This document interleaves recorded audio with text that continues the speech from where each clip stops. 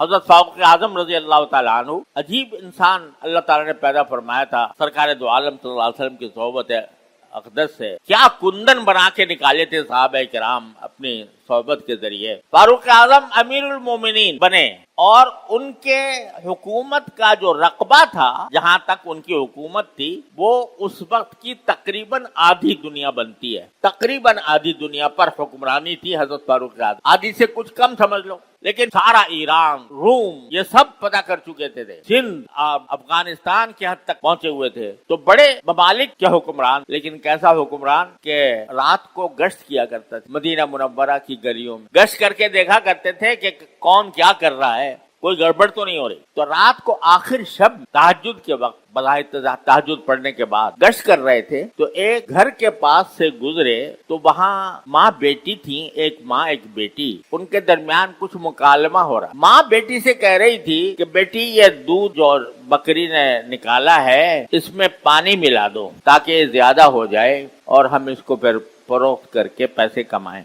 تو بیٹی نے کہا کہ اماں جان، امیر المومنین نے ہم کا یہ حکم آیا ہے کہ کوئی دودھ میں پانی نہ ملائے، یہ حکم آیا۔ تو ماں بولی کہ بیٹا امیر المومنین یہاں کہاں تمہیں دیکھ رہے ہیں کہ تم دودھ میں پانی ملا رہی ہو، امیر المومنین کہاں دیکھ رہے ہیں، ملا دو۔ بیٹی نے جواب دیا کہ امی جان، امیر المومنین تو نہیں دیکھ رہے لیکن اللہ تو دیکھ رہا ہے۔ اس کو کیا جواب دیں؟ یہ بات جواب دیا بیٹی نے، ماں اور امیر المومنین باہر کھڑے سن رہے ہیں، یہ بات چیت ہو رہی ہے۔ تو بعد میں امیر المومنین نے اگلے دن معلومات کی کہ یہ خاتون کون ہے اور یہ بیٹی کون ہے۔ معلومات کرنے کے بعد حضرت فاروق اعظم نے اس بیٹی سے اپنے بیٹے کا رشتہ بھیجا۔ یہ بیٹی ایسی ہے کہ سو رات کی تاریکی میں بھی اور تنہائی میں بھی اس کے دماغ سے اللہ کا خیال نہیں مٹتا، لہذا میں ایسی بیٹی کو اپنی بہو بنانا چاہتا ہوں، میرے اپنے بیٹے کا نکاح اس سے کر دیا۔ اور انہی فاروق اعظم کے بیٹے اور اس بیٹی کی نسل سے آگے چل کر حضرت عمر ابن عبدالعزیز رحمۃ اللہ علیہ پیدا، جو عمر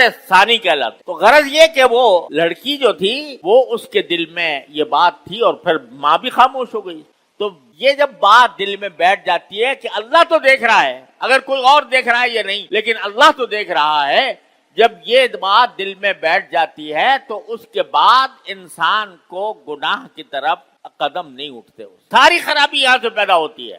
ہمارا دل چاہا، ہمارے نفس کی خواہش پیدا ہوئی کسی گناہ کرنے کی، تو ہم فوراً اس کے اوپر لپک پڑے۔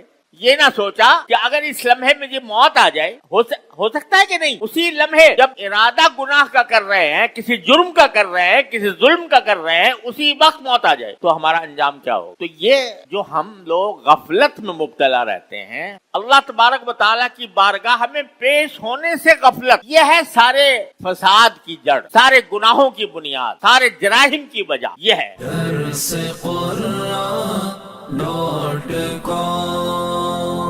www.darsequran.com